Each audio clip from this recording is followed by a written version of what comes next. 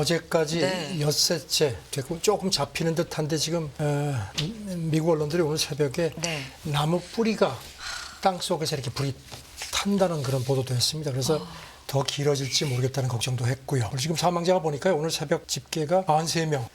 희생자가 너무 많습니다. 네, 우리 시각으로 지난 토요일 기준으로 해서 불에 탄 면적이 여의도 한 3배가 넘고요. 미국에서 발생한 100년 사이에 가장 심각한 불이라는 얘기도 있습니다. 주민들이 아주 분통을 터뜨리는 모양입니다. 네. 재난 대응도 미숙하고 구호도 형편없다.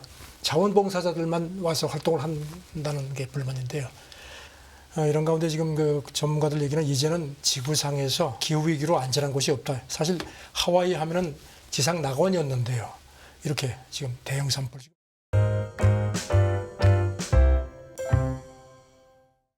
네, 선재규 선임 기자 나와 계십니다. 안녕하십니까, 기자님? 안녕하세요. 네.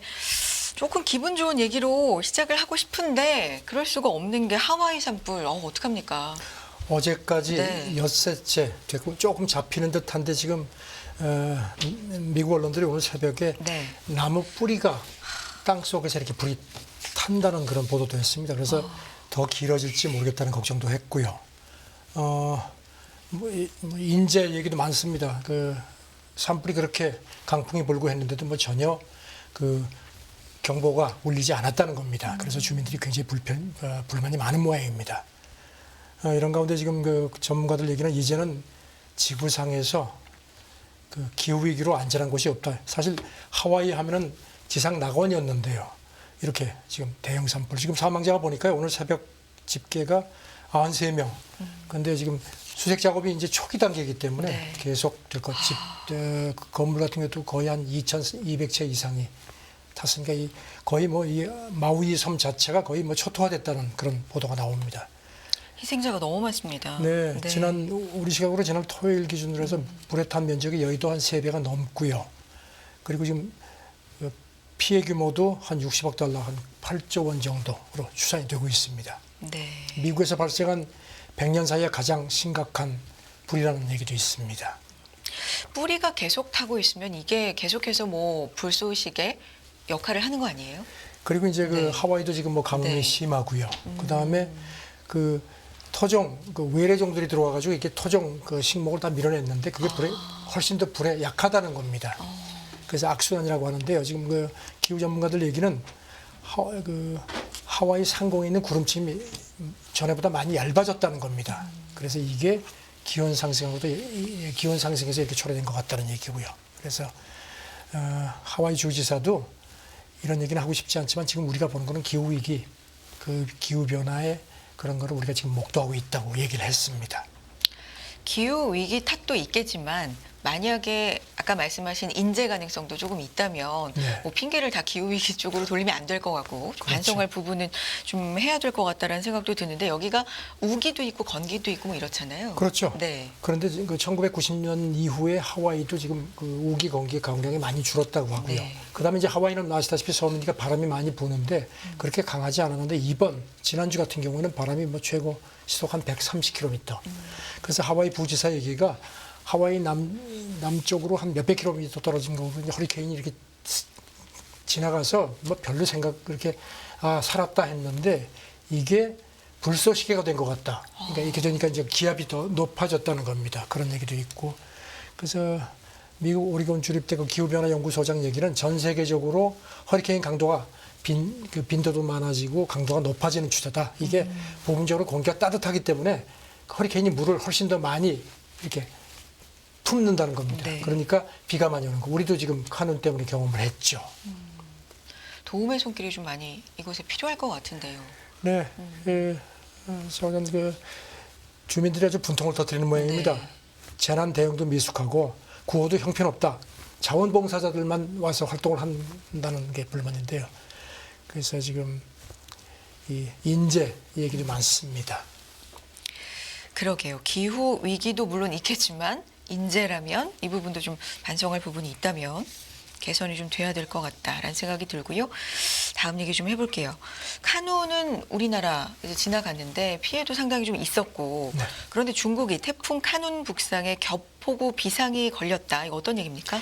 일단 그 중국 중국 기상대가 지난주에는 굉장히 긴장을 했는데 네. 카눈이 올라가면서 이제 한반도 그 끝부분에서 사실상 소멸됐다고 하는데 이제 그 여파로 아직도 비가 많이 오는 상황이라서 지금 중국은 기억하시다시피 이달 초에 한 일주일 이상 그 태풍 5호 태풍 독수리였나요?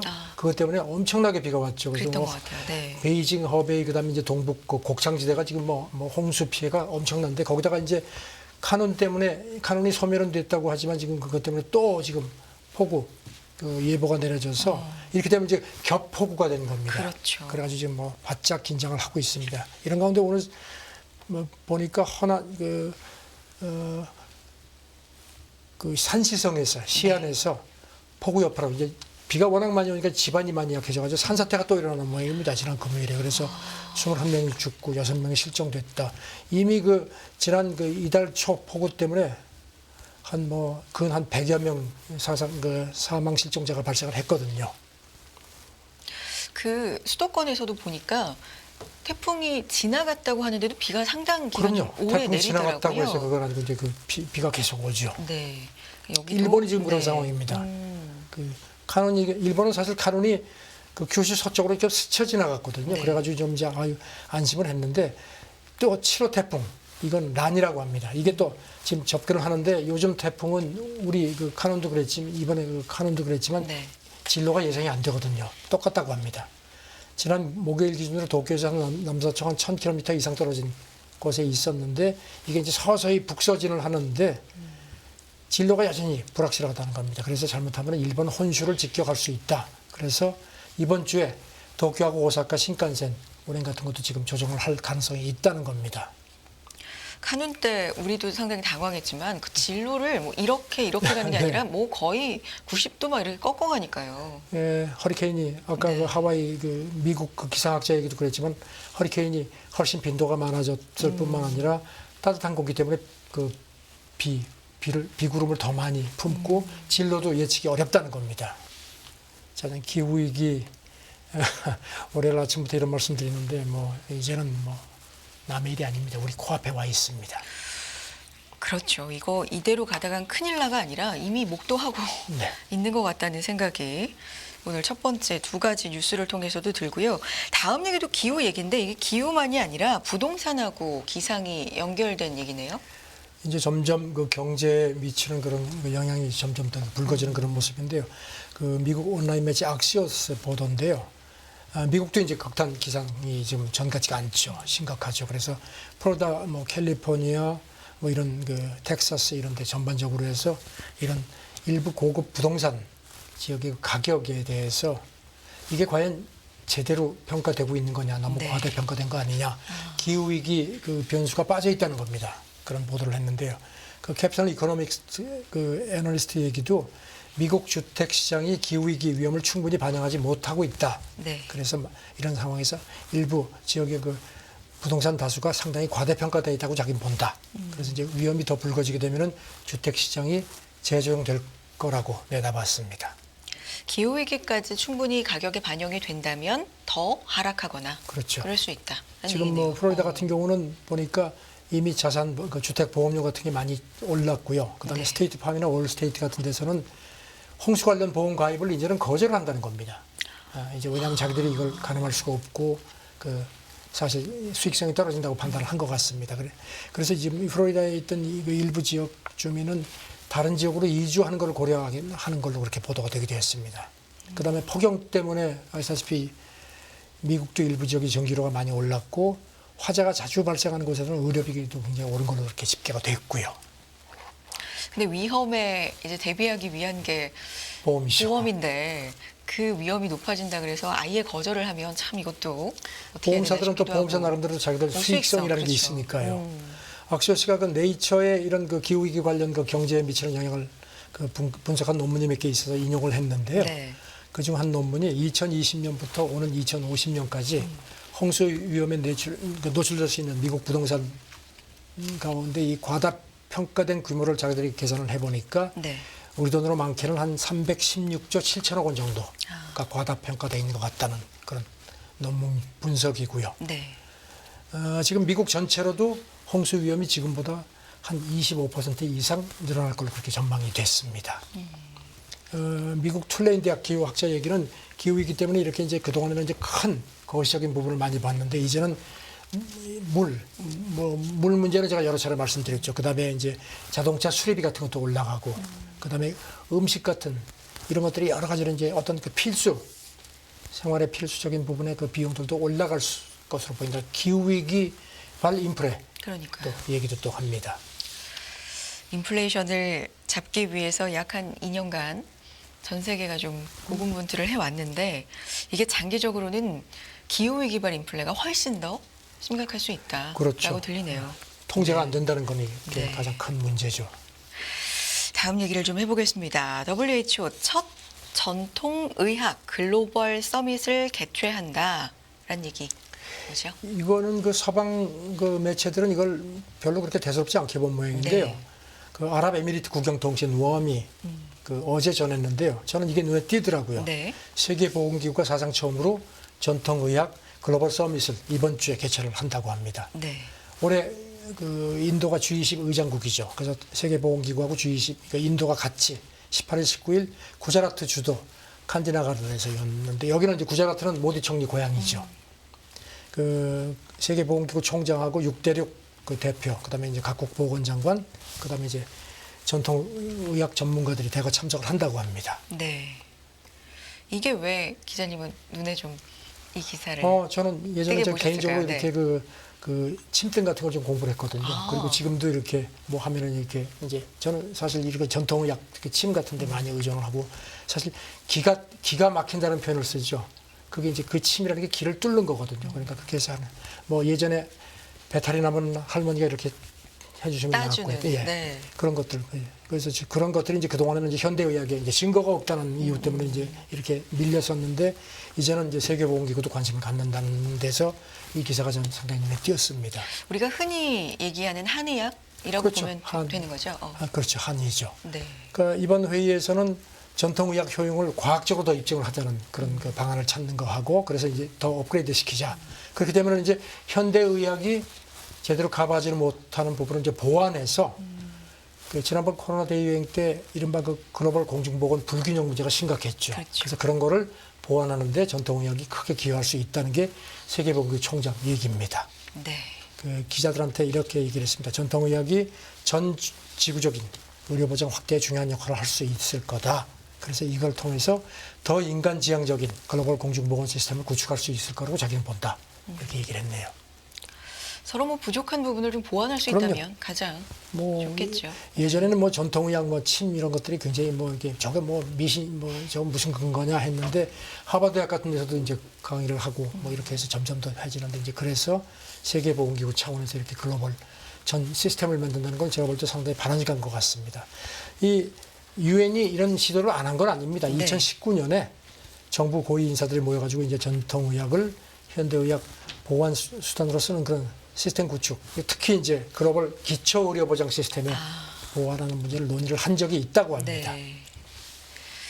그런데 그게 조금 더 구체화되고 그렇죠. 네. 네. 퍼져나가는 느낌이고요. 다음 얘기 해보겠습니다. 백악관의 얘기인데 한국과 이란 자금 동결 해제 광범위로 공조한다. 지난 주말에 이제 그 전격적으로 이제 5명씩 수감자 서로 맞교환하기로 하고 그 다음에 이제 백악관에서도 이제 커비 조정관이 얘기를 했거든요. 네. 그래서 이제 그 우리나라하고 이라크 그 다음에 유럽의 일부 그 이란이 석유라고 천연가스 수출해주고 받아야 할 돈이 있는데 그게 이제 그렇죠. 미국 제재 때문에 묶여 있었는데 네. 그래서 지금 우리도 그게 한 70억 달러 정도 되는데 커비 백악관 국가안보회의 그 전략소통 조정관 얘기가 확인을 했습니다. 한국 정부하고도 이거를 그동안에 협의해왔다고 했고요. 이제 기자가 60억, 70억 달러 정도면 엄청난 돈인데 이거를 단기간에 풀게 되면은 원화 가치에도 영향이 있다는 그런 걱정들이 있는 모양이다. 네. 이걸 어떻게 생각하느냐 하니까 거기까지는 나한테 묻지 마라. 뭐 이렇게 또 얘기를 하네요. 그래서 이제 단계적으로 좀 풀어줄 모양인데 일단 커비도 그 얘기를 했습니다. 이란이 그 동결 자금이 풀려도 마음대로 쓰는 건 아니고 식량이라든가 의약품, 그다음에 군사적으로 그 전용될 수 없는 부분에만 이른바 인도적 차원으로만 쓸 수 있는 거다 하면서 미국 재무부가 엄격한 기준을 적용한다고 거듭 강조를 했습니다. 네. 일단 카타르 은행으로 이렇게 가고 거기서 이란이 거기서 뭐 해가지고 이렇게 이제 인도적 용도로 쓰는 걸로 이렇게 알려지고 있는데요. 뭐 일단은 공조하고 이상은 없다. 뭐 이런 부분에서 확실히 그렇죠. 이렇게 확인은 했지만 뭐 환율이라든지 이런 구체적인 그렇죠. 부분에 대해서는 아직은 네, 이제 그렇죠. 그리고 지금 뭐 이란이 우라늄 농축 속도를 좀 현저히 늦췄다는 보도가 나왔거든요. 그러니까 이걸 물어보니까 커비조 장관 얘기가 지금은 미국이 이란하고 협상하고 있는 상황이 아니다. 하지만 뭐 그런 게 사실이라면 환영한다는 식으로 슬그머니 좀 이렇게 부추겼습니다. 네. 이 부분 또 마무리해 주실 얘기 있을까요? 그런데 지금 이제 네. 공화당이 가만히 안 있죠. 공화당에서 뭐 발끈합니다. 물론 이렇게 미국 사람이 이란에 붙잡혀 있던 사람을 이렇게 송환하는 거는 우리는 환영하는데 돈을 주고 온다. 이거는 앞으로도 미국 사람 붙잡으면 또 돈 줘야 된다는 그런 선례를 남길 수 있다. 또 이렇게 반대를 하네요. 근데 또 여기 대해서 민주당 그 상원의원 얘기는 자국민을 어떻게 이렇게 외국에 놔두느냐. 바이든 대통령이 옳은 결정 내렸다 하는데 이제 그 60억 달러 이게 테러 국가에 돈을 주는 문제니까요. 이것 때문에 또 미국 정치권에서 조금 더 갑론을박이 나오게 생겼습니다. 상당히 어려운 문제네요. 어렵죠. 네. 자, 다음 얘기인데요. 바이든 대통령이 저 이거 봤는데 중국의 악당이다. 시한폭탄이다. 근데 이게 참 진짜 네. 병주고 약주고인데요. 그 지난 금요일에 그 유타주 정치 모금 행사에서 이제 중국 얘기를 하면서 악당, bad fox, 뭐 그다음에 시한폭탄, 경제가 시한폭탄이다, 뭐 이런 얘기를 했습니다. 그리고 또 지금 중국이 뭐 실업률도 엄청 높고 뭐 전에는 연평균 8% 이상 성장했지만 지금은 2%에 불과하다. 실업률도 너무 높다. 은퇴 연령이 뭐 노동 인구보다 많다. 그다음에 거기다 덧붙여서요.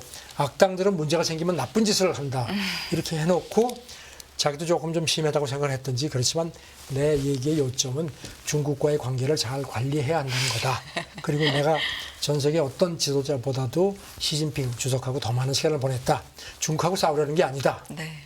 뭐 이렇게 그리고 또 거기다가 또 뭐 우리가 또 쿼드도 만들었다. 그리고 필리핀, 베트남, 캄보디아 같은 중국 그 인접국들을 열거하면서 이 나라들이 미국하고 관계를 맺길 원한다는 것을 중국이 알았으면 좋겠다.